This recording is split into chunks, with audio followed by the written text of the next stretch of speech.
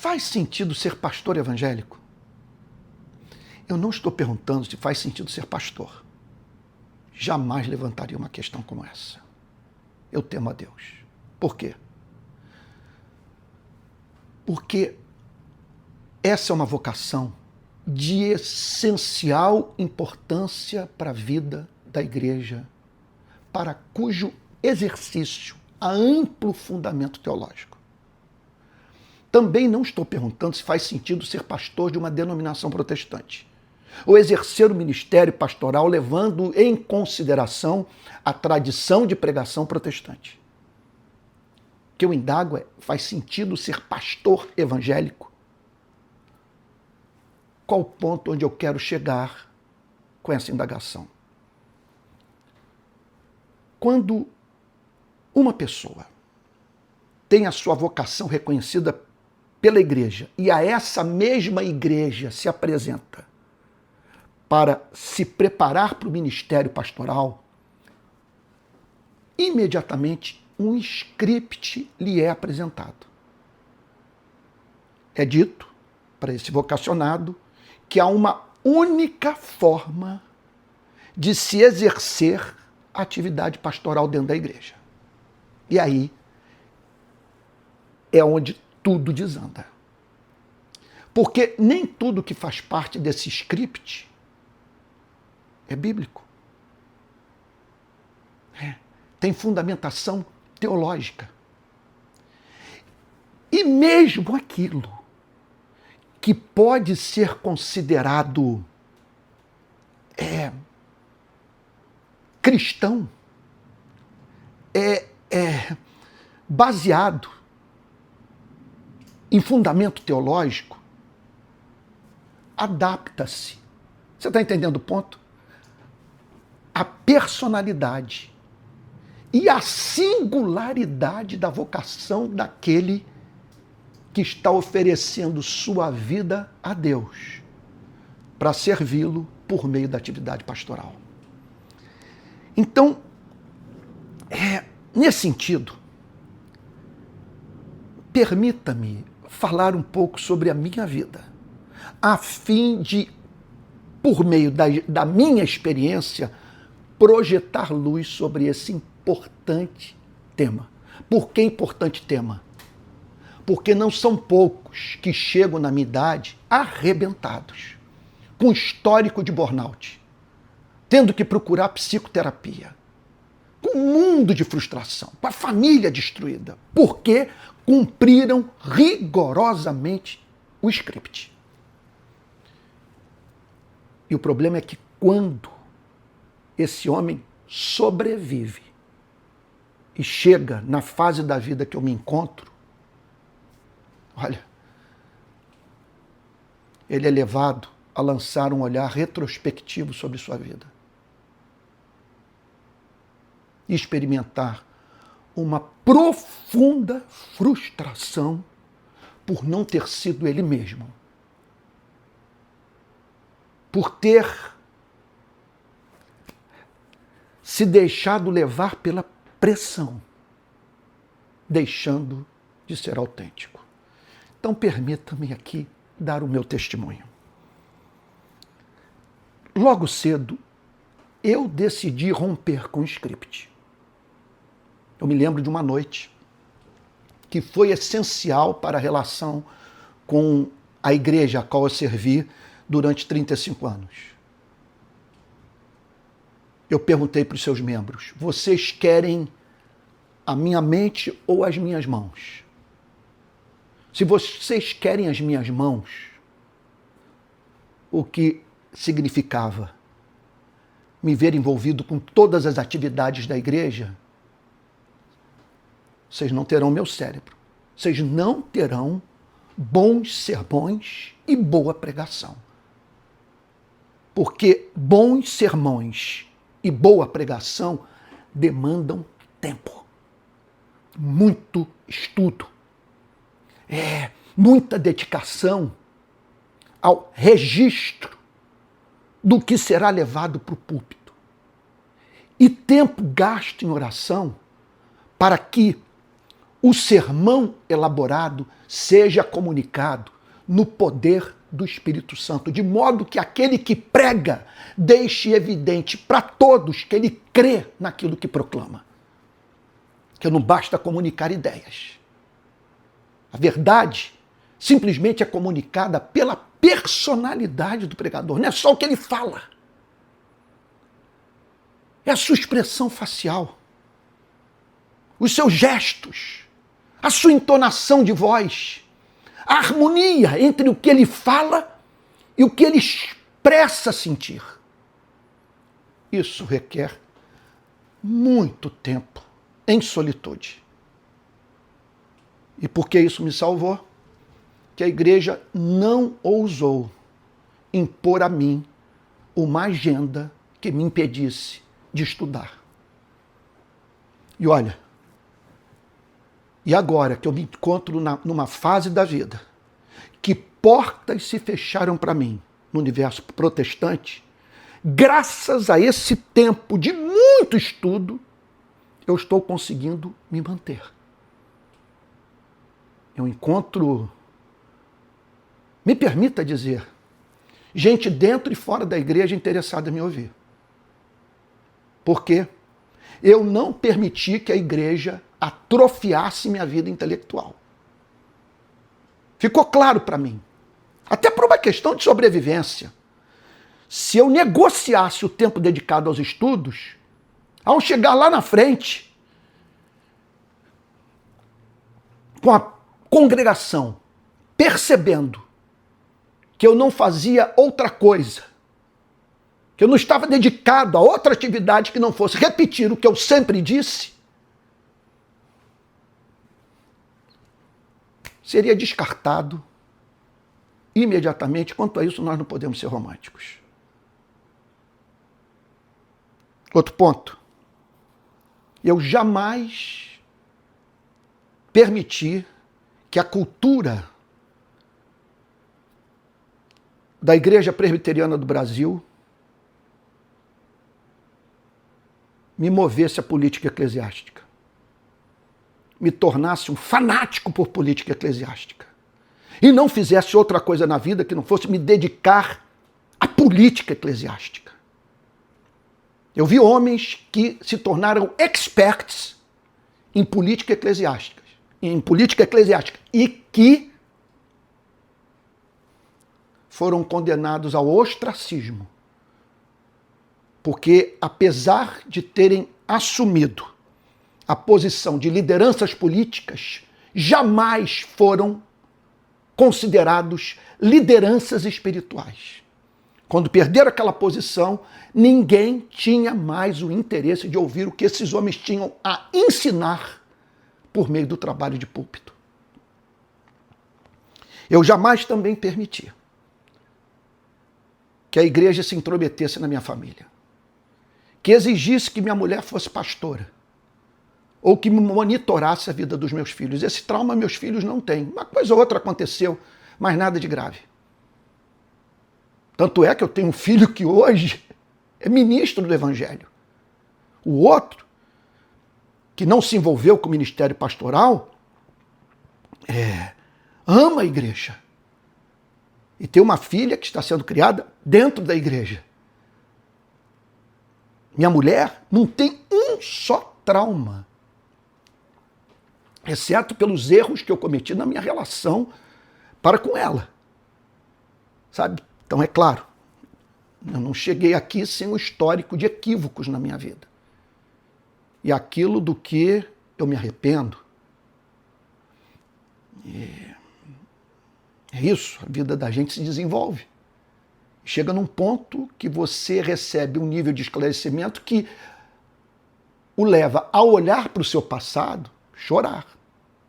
E sobre isso eu tenho muito a falar, sobre a importância de você não desistir nunca, de sempre pegar o que sobrou da vida, os seus 5 pães e 2 peixinhos, e dizer o seguinte: olha, eu trabalhei duro, Deus, para destruir minha vida, mas aqui está o que sobrou e eu apresento a Ti, para que o Senhor multiplique. E dessa maneira eu cheguei aqui. Mas minha mulher não tem trauma. Nunca foi exigido que ela fosse pastora. E teve período dela ficar um bom tempo, acho que teve um período que ela ficou uns 2 anos sem a igreja, por conta de ter engravidado muito nova. Nós nos casamos com 19, ela estava com 19, eu com 20 e tal, e logo assim, no primeiro ano do casamento, ela engravidou do primeiro filho, do Pedro, e logo em seguida veio o segundo filho. E ela ficou muito jovem, então ela não deu conta da história toda. Mas não tenho na minha memória um só registro da igreja exercer pressão sobre ela, exigindo que ela tivesse com os 2 filhos no colo, dando aula na escola dominical, como a minha esposa fez a vida inteira. E outro ponto também que merece destaque: eu virei militante. Eu cheguei num ponto que eu disse para mim mesmo: vou ter que fazer algo para o qual eu não tenho uma referência dentro do universo de pastores que eu respeito, que sigo, que amo, que exerceram influência sobre minha vida. Em especial, homens como Jonathan Edwards, o John Stott, o Martin Lloyd Jones, o meu queridíssimo reverendo Antônio Elias, que plantou a igreja onde eu me converti, a Igreja Presbiteriana Betânia, em Niterói. Simplesmente eu entendi o seguinte: eu tenho que viver na singularidade da minha vida. Uma porta foi aberta para mim de modo extraordinário para o exercício de um ministério voltado para a justiça e para o direito. E eu, então, vou ter que harmonizar o trabalho de púlpito com o trabalho nas ruas. Consequências de tudo isso que eu acabei de falar: a minha vida ganhou em riqueza ao não cumprir o script de ser um típico pastor de igreja local de denominação histórica. Eu sobrevivi à igreja. Sim. Eu jamais poderia pensar que minha mensagem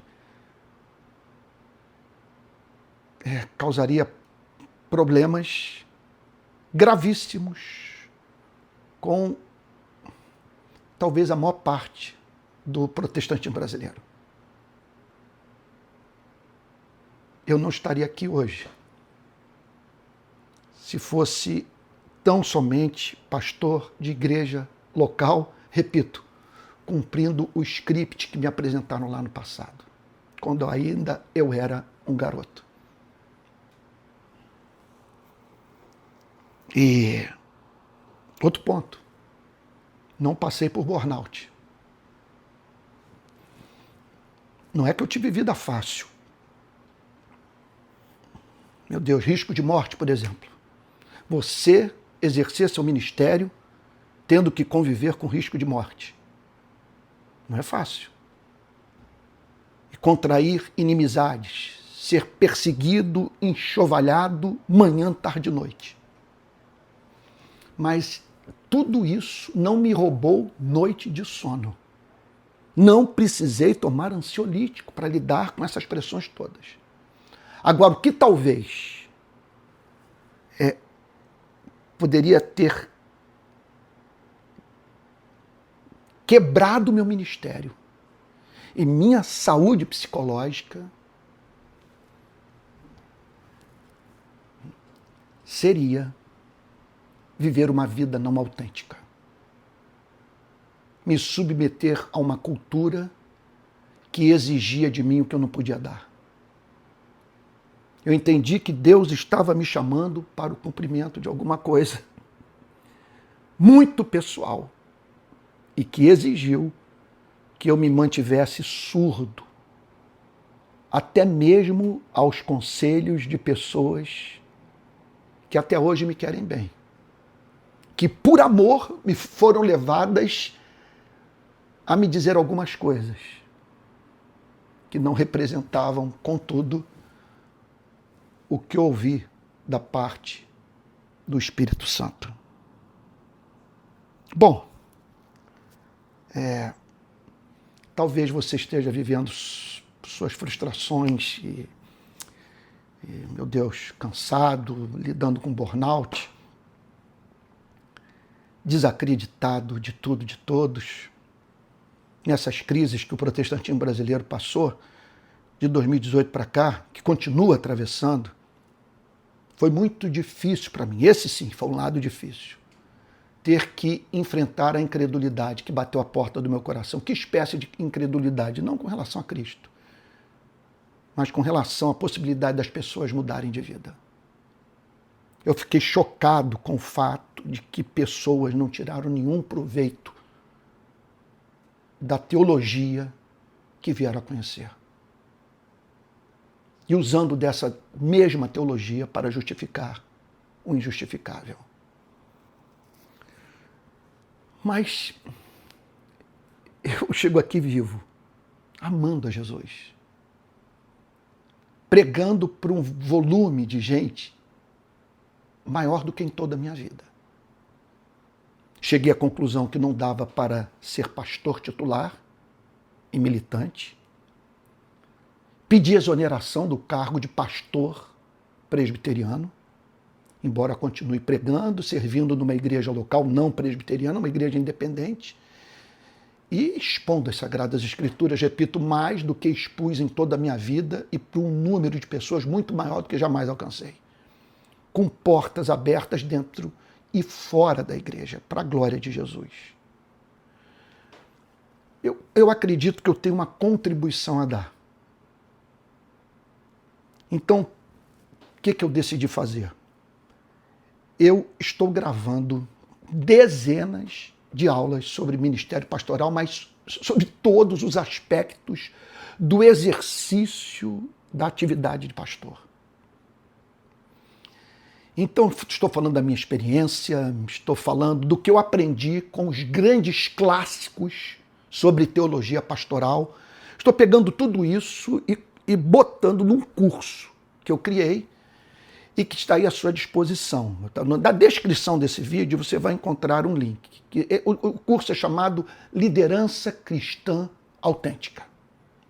Não é apenas um curso sobre liderança cristã, mas é de uma liderança cristã que seja exercida para servir para a glória de Deus, mas a partir da singularidade da sua personalidade e do seu chamado. Foi libertador para mim chegar um dia para o meu querido Martyn Lloyd-Jones e dizer: eu não sou você. Até hoje eu leio e ele me leva às lágrimas. É uma referência para a minha vida. Me alimento dele. Mas houve um ponto que eu senti o Espírito Santo falando comigo: meu servo, não reproduza a vida de ninguém. Seja você mesmo. E acredito que sobrevivi à relação com a instituição religiosa por conta disso. Então, eu convido a participar desse curso. O link está aí, o primeiro módulo já está pronto, são 34 aulas, e agora, a partir dessa semana, eu vou acrescentar dia após dia as novas aulas, tratando de aspectos do ministério pastoral que eu ainda não tratei no primeiro módulo, e assim irá. Eu acho que nós teremos uns 3 a 4 módulos pela frente, por aí. E eu espero também ouvi-lo, ter um espaço para nós conversarmos sobre ministério pastoral, criando um grupo de WhatsApp, ou usando o meu Zoom, de modo que a gente possa ali dividir os nossos fardos e pensar no que Deus quer para a nossa vida. Então vai lá, sabe? Talvez alguém esteja dizendo tudo isso para vender o curso. Não, tudo isso para que você tenha acesso ao material que é produzido por uma vida de estudo, de dedicação. Sabe? E alguma coisa que eu quero que seja valorizada. A tal ponto que aquele que participar desse curso veja que vale a pena, sabe? Investir nele. É isso, tá bom? Forte abraço e até o próximo vídeo sobre o Ministério Pastoral.